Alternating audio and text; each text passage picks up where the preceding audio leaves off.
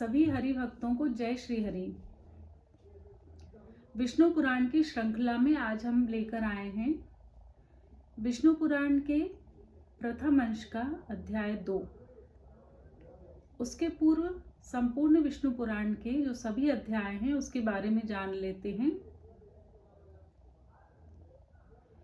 विष्णु पुराण 18 पुराणों में सबसे छोटा है। विष्णु पुराण में भगवान विष्णु के चरित्र का विस्तृत वर्णन है। विष्णु पुराण कथा के रचयिता व्यास जी के पिता पराशर जी हैं। विष्णु पुराण में अब वर्णन है कि पराशर के पिता शक्ति का राक्षसों द्वारा वध कर दिया गया तो पराशर मुनि क्रोधित हो गए और राक्षसों का नाश करने के लिए रक्षोघ्न यज्ञ शुरू किया। हजारों राक्षस उसमें गिरने लगे। इस पर राक्षसों के पिता ऋषि पुलत्स्य और पराशर के पिता वशिष्ठ जी ने पराशर को समझाया और यज्ञ रोक दिया। ऋषि पुलत्स्य इससे बहुत प्रसन्न हुए और उन्होंने पराशर को विष्णु पुराण का रचयिता बनने का आशीर्वाद दिया। विष्णु पुराण में 7000 श्लोक उपलब्ध हैं। कई ग्रंथों में इसके श्लोकों की संख्या 23,000 बताई गई है। विष्णु पुराण के रचयिता पराशर ऋषि थे। वे महर्षि वशिष्ठ के पोते थे। इस पुराण में पृथु, ध्रुव और प्रहलाद की घटनाएं अत्यंत रोचक हैं। पृथु के वर्णन में भूमि को समतल करके कृषि कार्य करने की प्रेरणा दी गई है। कृषि प्रणाली को सुव्यवस्थित बनाने पर जोर दिया गया है। कहा गया है कि घरों, गांवों, कस्बों, किलों आदि की नींव रखकर परिवारों को सुरक्षा प्रदान की जाती है। इसीलिए पृथ्वी को पृथ्वी नाम दिया गया। ध्रुव की कथा में सांसारिक सुख, ऐश्वर्य, धन आदि को नश्वर मानकर आध्यात्मिक विकास की प्रेरणा दी गई है। प्रहलाद की कथा में संकट के समय में भी परोपकार और सिद्धांतों और आदर्शों का त्याग न करने की बात कही गई है। विष्णु पुराण 6 भागों में विभाजित है। प्रथम भाग में सृष्टि के सर्ग, काल की प्रकृति और ध्रुव, पृथु और प्रहलाद की कथाएं दी गई हैं। द्वितीय भाग में मनुष्यों की प्रकृति, पृथ्वी के 9 भाग, ग्रह, नक्षत्र, ज्योतिष आदि का वर्णन है। तृतीय भाग में मनवंतर, वेदों की शाखाओं का विस्तार, गृहस्थ धर्म और श्राद्ध विधि आदि का उल्लेख है। चतुर्थ भाग में सूर्यवंश और चंद्रवंश के राजाओं और उनकी वंशावली का वर्णन है। पंचम भाग में भगवान कृष्ण के चरित्र और उनकी लीलाओं का वर्णन है और षष्ठम भाग में विनाश और मोक्ष का वर्णन है।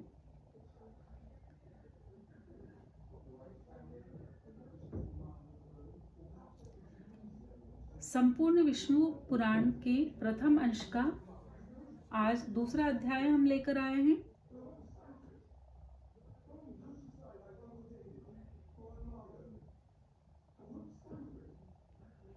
ओम श्रीमन नारायण नमः।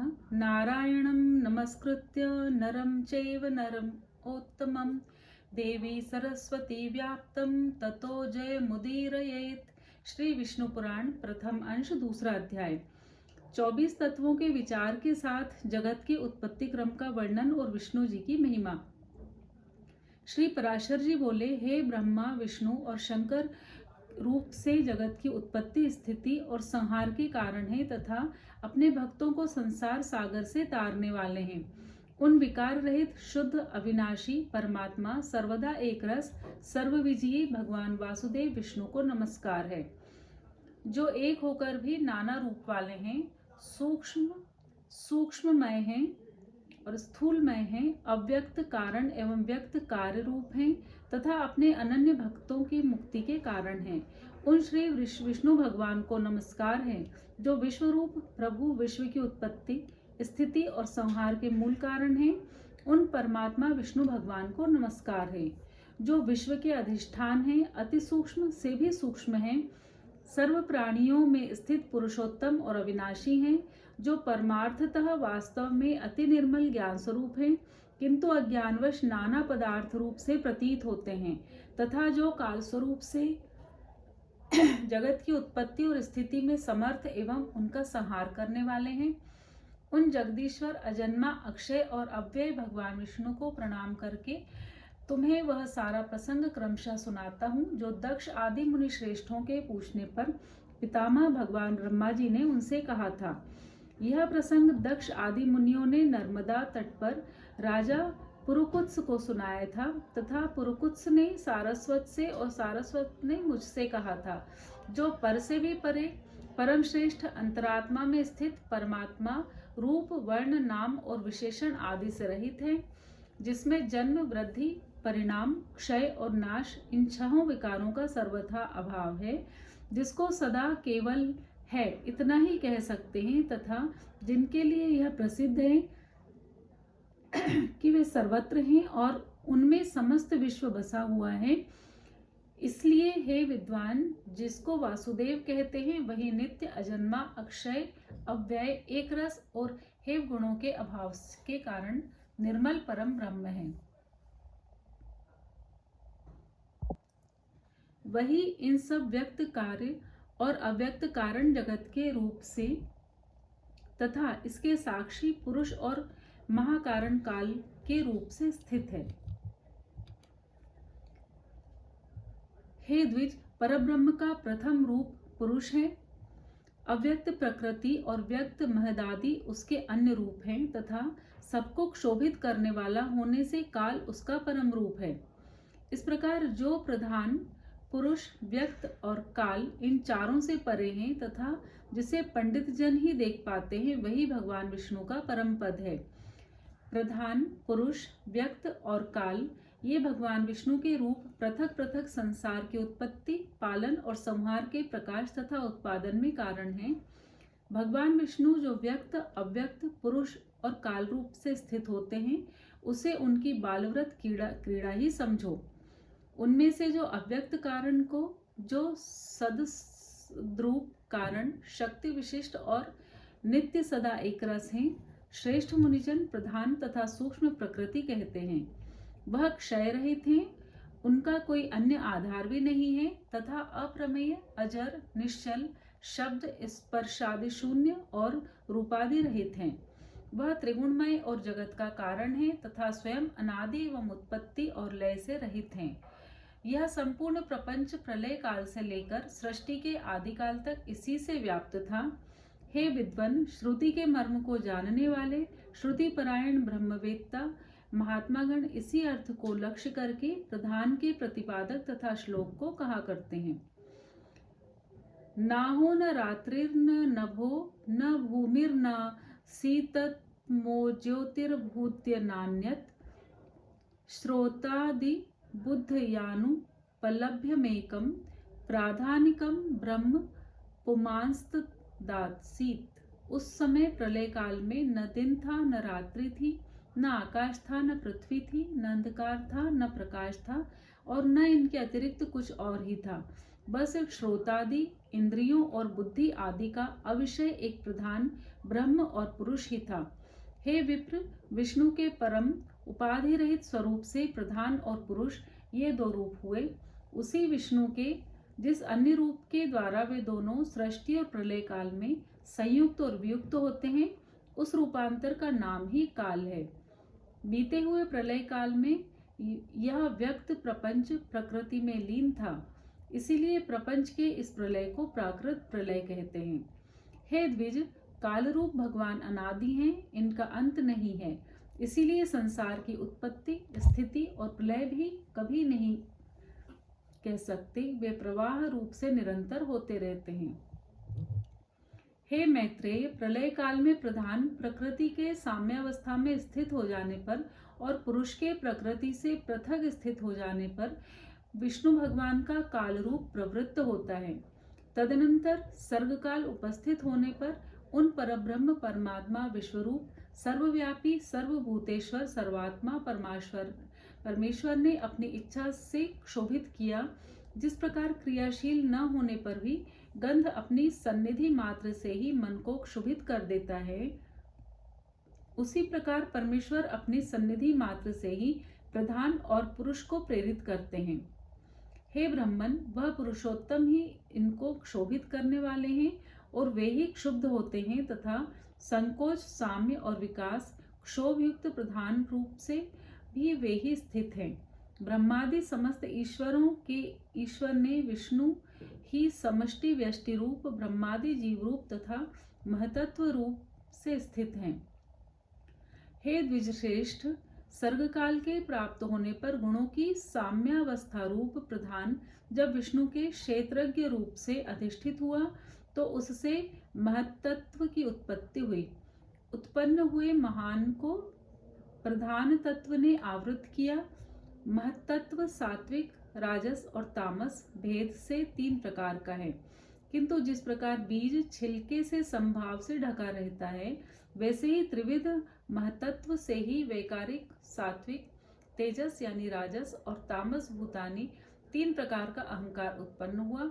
हे महामुने, यह त्रिगुणात्मक होने से भूत और इंद्रिय का कारण है, और प्रधान से जैसे महतत्व व्याप्त है वैसे ही महतत्व से वह अहंकार व्याप्त है। भूतादि नामक तामस अहंकार ने विकृत होकर शब्द तन्मात्रा और उससे शब्द गुण वाले आकाश की रचना की। उस भूतादि तामस अहंकार ने शब्द तन्मात्रा रूप आकाश को व्याप्त किया। फिर शब्द तन्मात्रा रूप आकाश ने विकृत होकर स्पर्श तन्मात्रा को रचा। उस स्पर्श तन्मात्रा से बलवान वायु हुआ, उसका गुण स्पर्श माना गया है। शब्द तन्मात्रा रूप आकाश ने स्पर्श तन्मात्रा वाले वायु को आवृत किया है। फिर स्पर्श तन्मात्रा रूप वायु ने विकृत होकर रूप तन्मात्रा की सृष्टि की। रूप तन्मात्रा युक्त वायु से तेज उत्पन्न हुआ है, उसका गुण रूप कहा जाता है। स्पर्श तन्मात्रा वायु ने रूप तन्मात्रा वाले तेज को आवृत किया।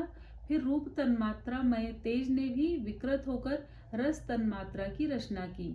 उस रस तन्मात्रा से रस गुण वाला जल हुआ। रस तन्मात्रा वाले जल को रूप तन्मात्रा में तेज ने आवृत्त किया। रस तन्मात्रा रूप जल ने विकार को प्राप्त होकर गंध तन्मात्रा की सृष्टि की। उससे पृथ्वी उत्पन्न हुई, जिसका गुण गंध माना जाता है। उन आकाशादि भूतों ने तन्मात्रा हैं, इसलिए वे तन्मात्रा गुण रूप ही कहे गए हैं। तन्मात्राओं में विशेष भाव नहीं है, इसलिए उनकी अविशेष संज्ञा है।